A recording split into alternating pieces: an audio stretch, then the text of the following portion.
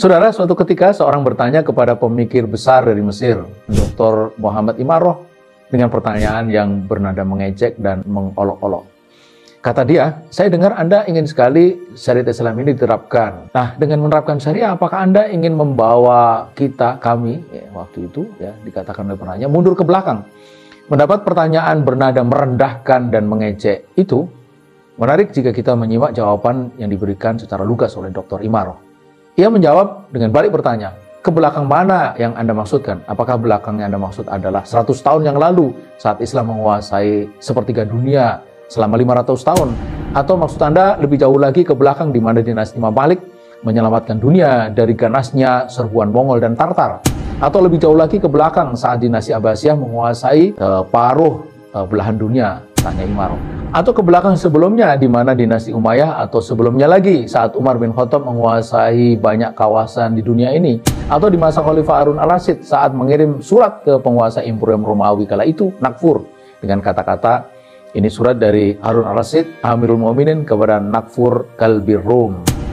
Atau ke belakang saat Abdurrahman ad-Dakhil bersama pasukannya berhasil menaklukkan Italia dan Prancis.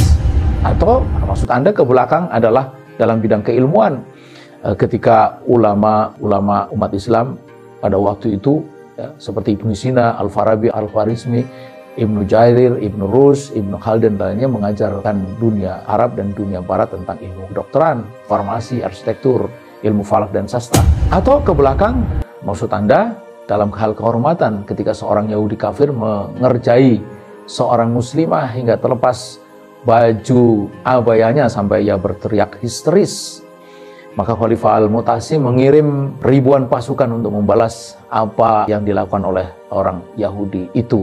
Sementara hari ini puluhan, ratusan, bahkan ribuan kaum muslimah diperkosa, dilecehkan. Tak ada satupun pemimpin negeri muslim yang bergerak, tetap diam, tak berbuat apa-apa.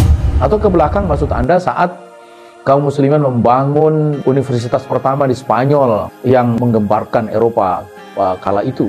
Sehingga saat itu pakaian jubah longgar besar dari Arab itu menjadi pakaian wisuda hingga sekarang di hampir semua universitas dunia. Dan di bagian atasnya yang disebut dengan toga itu ada topi datar, di mana dahulu itu dijadikan tempat meletakkan Al-Quran saat wisuda. Jadi belakang yang mana?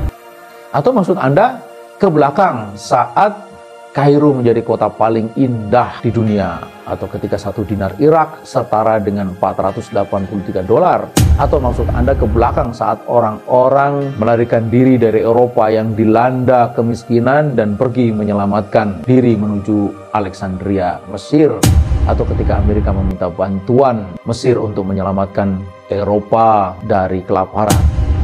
Jadi belakang yang mana? Kata Imaroh. Tolong beritahukan kepada saya, kata Imaroh, mundur ke belakang yang mana yang Anda maksudkan.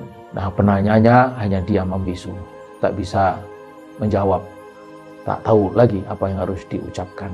Saudara, inilah jawaban lugas. Menjawab lugas bila perlu agak sedikit menohok, dan kadang juga diperlukan untuk membuat ruang kesadaran.